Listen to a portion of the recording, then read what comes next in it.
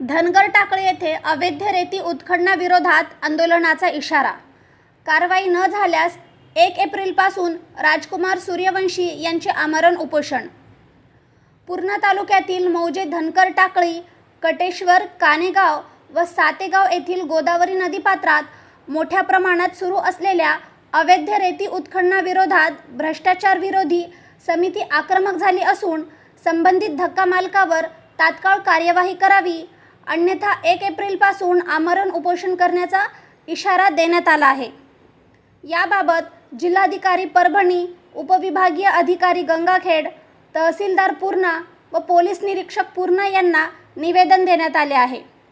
निवेदनात नमूद करण्यात आले आहे की मौजे धनगर टाकळी येथील गोदावरी नदीपात्रातील धक्का मालकाकडून शासनाने घालून दिलेल्या अटी व नियमांचे उल्लंघन करून बोटी, जेसीबी व इतर यंत्रसामग्रीच्या सहाय्याने दिवसरात्र मोठ्या प्रमाणात रेतींचा बेकायदेशीर उपसा केला जात आहे। तलाठी मंडळ अधिकारी व महसूल विभागातील काही कर्मचाऱ्यांच्या संगनमताने हा प्रकार सुरू असल्याचा आरोप निवेदनात करण्यात आला आहे। या बेकायदेशीर उत्खननामुळे शासनाच्या महसुलाचे मोठ्या प्रमाणावर नुकसान होत असून पर्यावरणाचा समतोलही बिघडत असल्याचे नमूद करण्यात आले आहे। तरी देखील संबंधितावर कोणतीही कठोर कारवाई होत नसल्यामुळे प्रशासनाच्या भूमिकेवर प्रश्नचिन्ह निर्माण झाला आहे।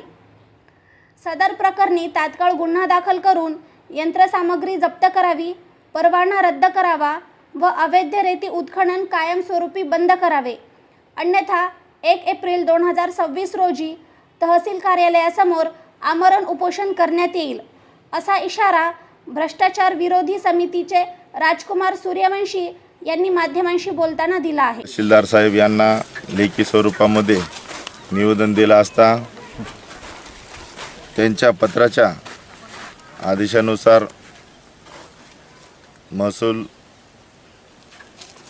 महसूल अधिकारी व मंडळ अधिकारी यांच्या संपर्कातून आज इथं पंचनामा करण्यात आलेला आहे आणि महसूल नायब तहसीलदार यांनी मला पंचनामा करण्यासाठी कोण कोण आलेले आहे? प्रशासकीय मंडळ अधिकारी शिंदे साहेब आणि महसूल अधिकारी बनसुडे साहेब हे आलेले आहेत। या तक्रारीच्या अनुषंगाने मी महसूल नायब तहसीलदार प्रशांत धारकर यांच्याशी मी 2 दिवसापूर्वी की आपण माझ्या निवेदनावर काय कारवाई केली, तर त्यांनी मला जागोजाग खड्डे केलेले नोट कॅमचे फोटो पाठवले, पण मी आज प्रत्यक्ष स्पॉटवर आलो असता खड्डा एकही आढळून आला नाही।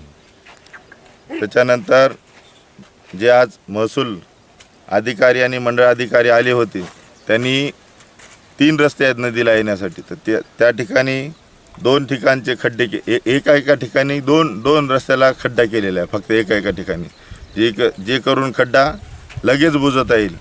याच्यातून सरळ दिसून येत आहे की मंडळ अधिकारी आणि महसूल अधिकाऱ्यावर वरिष्ठ अधिकाऱ्यांचं दबाव आहे आणि जे काही रेती तस्कर आहे यांच्या दबावाखाली हे सगळं काही शासनाचा लाखो रुपयाचा महसूल बुडवण्याचं काम चालू आहे। परंतु भ्रष्टाचार विरोधी समितीच्या वतीनं हे कदापि होऊ देणार नाहीत आणि जे काही तहसीलदार साहेब यांनी पथक नेमलेलं आहे त्या पथकामधले 2 अधिकारी जर सोडले तर इतर कुठलाही अधिकारी या पंचनाम्याच्या वेळेस उपस्थित नाही, म्हणून जे काही पथकामधले अधिकारी कर्मचारी आहेत त्यांच्यावरही सन्माननीय तहसीलदार आणि सन्माननीय जिल्हाधिकारी कार्यालयाकडे मी मागणी करणार आहे, त्यांच्यावरही कारवाई करा। आणि आमच्यासोबत इथले सरपंच देखील आहेत, सरपंचांना पण आम्ही विनंती केलेली आहे की आजच्या नंतर जे काय आपलं महसूल इथून आपल्या कार्यक्षेत्रामधून चोरी होत आहेत, तुम्ही जर याच्यानंतर चोरी होऊ दिले तर तुमच्यावर आम्ही कडक कारवाईचे निवेदन देतील।